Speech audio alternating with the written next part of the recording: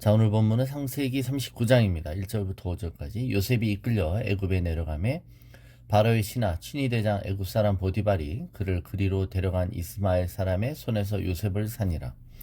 여호와께서 요셉과 함께 하심으로 그가 형통한 자가 되어 그의 주인 애굽 사람의 집에 있으니 그의 주인이 여호와께서 그와 함께 하심을 보며 또 여호와께서 그의 범사에 형통하게 하심을 보았더라.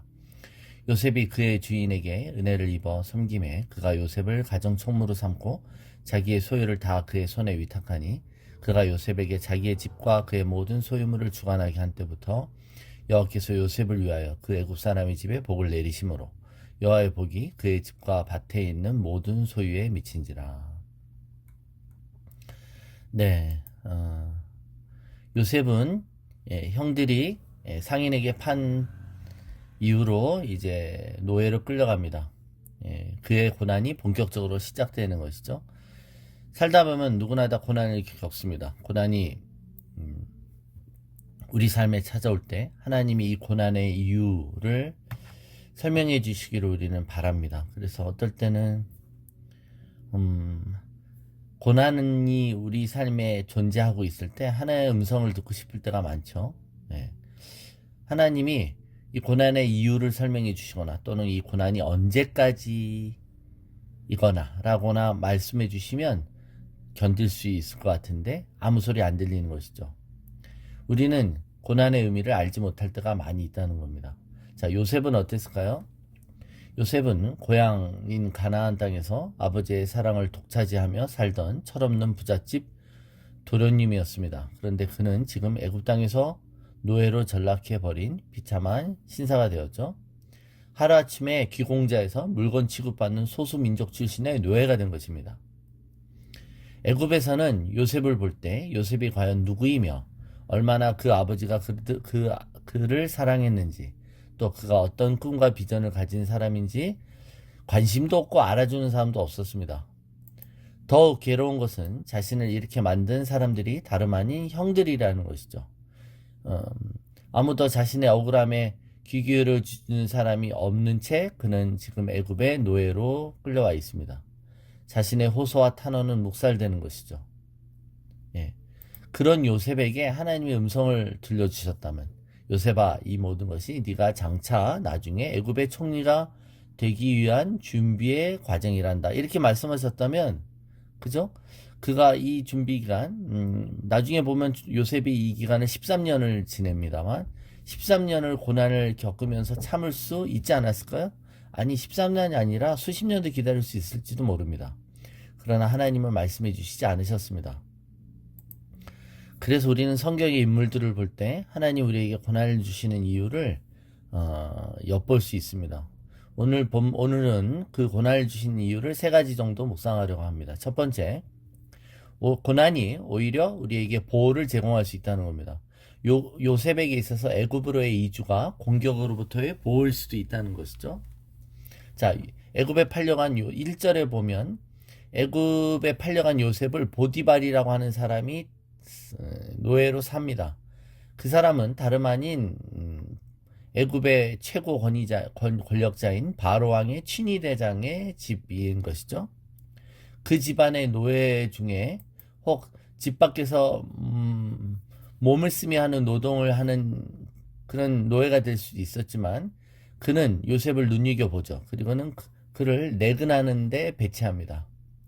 자, 보디발에게 팔린 것과 그가 집안에서 일하는 노예로 배치된 것은 어떻게 보면 우연이 아닌 것이죠. 더 이상 형들의 살기 어린 위협과 시기 질투를 받지 않아도 되는 곳일 수 있어요. 이게 역설적인 의미입니다. 형들 사이에 있었다면 언젠간 형들이 동생을 죽이려고 또 다른 모의를 했을 수 있습니다. 그런데 오히려 형들로부터 벗어나 있지 않습니까? 자, 요셉은 예수님의 예표라고 그랬습니다. 예수님은 헤롯 왕의 공격으로부터 피하기 위해서 어릴 때 애굽으로 피신을 간 적이 있죠. 부모가.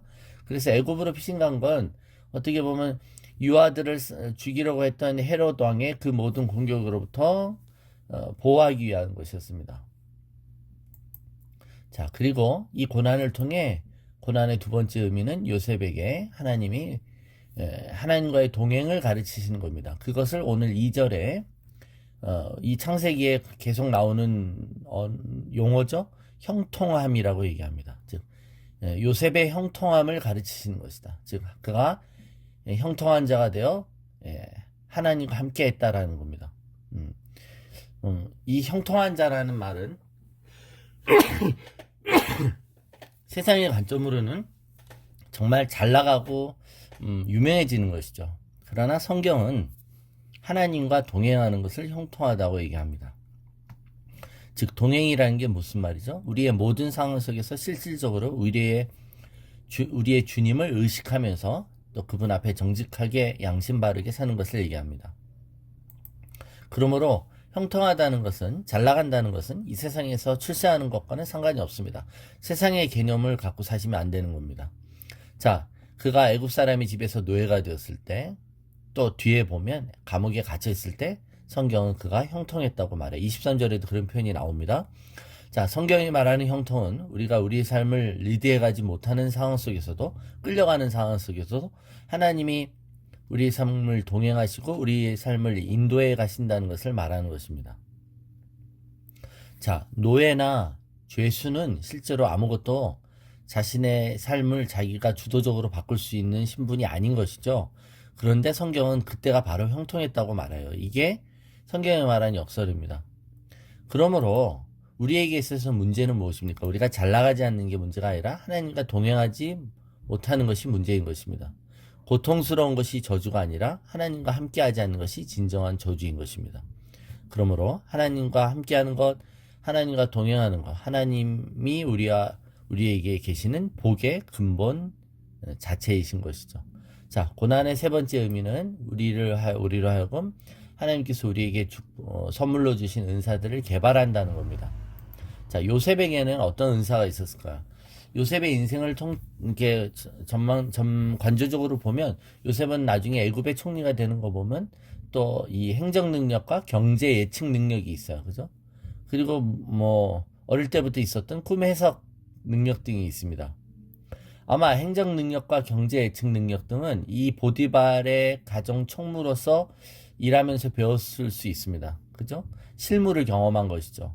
나중에 총리가 되기 위한 예비 준비 연습이었습니다. 자, 그러면 꿈 해석의 은사는 언제 배웠을까요? 네. 자, 4절, 6절 보면 6절은 안 나와있지만 오늘 5절까지 읽었지만 보디발이 이 요셉에게 자신의 모든 그 가정 총무로서 가사나 뭐 이런 일들을 할 수 있는 그 전권을 위임했다라고 나옵니다. 보디발은 자기 먹는 음식 빼고는 그에게 맡기고 신경도 쓰지 않을 만큼 요셉을 신뢰했다는 것이죠. 여러분, 우리가 어떤 사람에게 자기의 전 재산을 전권 위임할 수 있을까요? 단순히 그 사람이 성실해서만일까요? 아니죠. 성실하지만 또 정직해야 돼요. 그죠? 믿을 만한 사람이어야 되기 때문에 그렇습니다. 성실한 것만으로는 안 되죠. 성실한 것이 위험할 때가 있잖아요. 뭐 농담으로 이 세상에서 제일 위험한 사람이 뭐예요? 박약한 지성과 확고한 믿음과 불굴의 근면성이라고 하잖아요. 그러니까 근면성만 갖고는 안 된다는 거 아닙니까? 그는 똑똑했고 또 분명히 일처리 능력이, 일머리가 있는 사람이었다는 겁니다. 그는 충성할 뿐만이 아니라 탁월한 능력이 같이 있었던 어떤 그런 유능한 재능을 가진 사람이었다는 것이죠. 그런데 5절에 보면 그래서 요셉이 하는 일을 보니 여호와께서 요셉을 위하여 그 애굽 사람의 집에 목을 내리심으로. 자, 요셉이 하는 일이 다 잘 되더라는 거예요. 게다가 요셉에게 일을 맡긴 보디발도 덩달아 복을 받더라는 겁니다. 그죠? 하나님이 함께 하시는 사람과 같이 하면 복을 받습니다. 또 하나님이 함께 하시는 사람에게 잘하면 복 받습니다. 이게 성경이 말하는 진리입니다. 요셉이 하는 일마다 하나님이 성공하게 해주시는 일이 일시적이거나 우연이 아님을 강조하는 성경의 표현이에요. 예. 그가 경제 예측 능력이 있었다는 것은 정확한 판단 능력이 있었다는 것이죠. 그래서 지금 재정을 운영할 때 지금 매수를 해야 되는지 매도를 해야 되는지 요셉이 결정하면 그대로 되었다는 거야. 나중에 애굽의 흉년이 올 것을 예측하고 미리 식량을 비축할 가뭄 대비 장기 경제 대책을 내놓을 수 있던 비결이 무엇이었느냐면 무엇이었을까요? 거기에 보면 꿈을 해석하는 것이었습니다. 물론 이제 나중에 보면 꿈을 통해 미래를 예측하잖아요. 미래에 올 것을 계시로 받지 않습니까? 그는 감옥에 장차 들어가는데 그때도 꿈을 해석해서 감옥에서 나오지 않습니까? 그러니까 그 이전에 꿈을 해석하는 은사가 개발되어 있었다는 겁니다. 우리가 여기서 합리적으로 유추할 수 있는 게 무엇이죠? 왜 요셉이 그 어려운 고난 속에서도 화병에 걸리지 않고 그가 묵묵히 이 고난의 과정을 하나님과 동행하며 쫓아갈 수 있었을까? 그는 어렸을 때 비전이 있었어요. 자신이 어렸을 때 꾼 꿈과 자신의 삶이 정반대로 가는 것에 대해서 아마 의문을 갖고 계속 생각했을 것입니다. 그리고는 자신이 꾼 꿈에 대해서 그리고 하나님 주신 비전에 대해서 고민하며 그리고 이것이 무엇인지 하나님께 계속 물었을 거예요.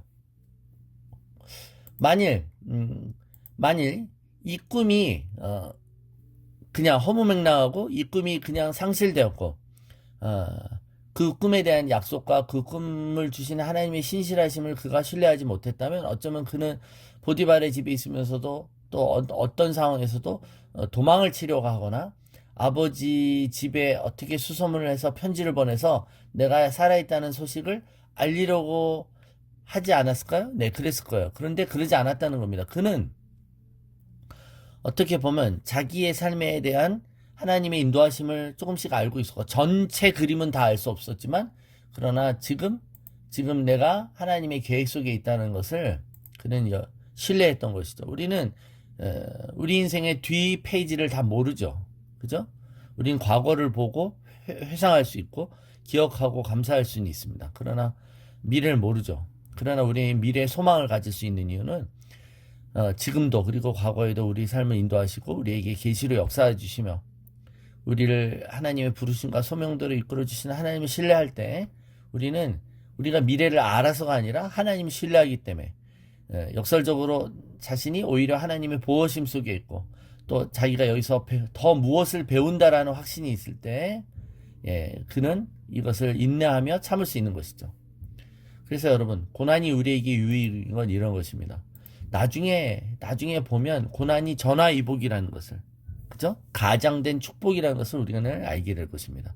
그것이 고난의 가장 분명한 이유입니다.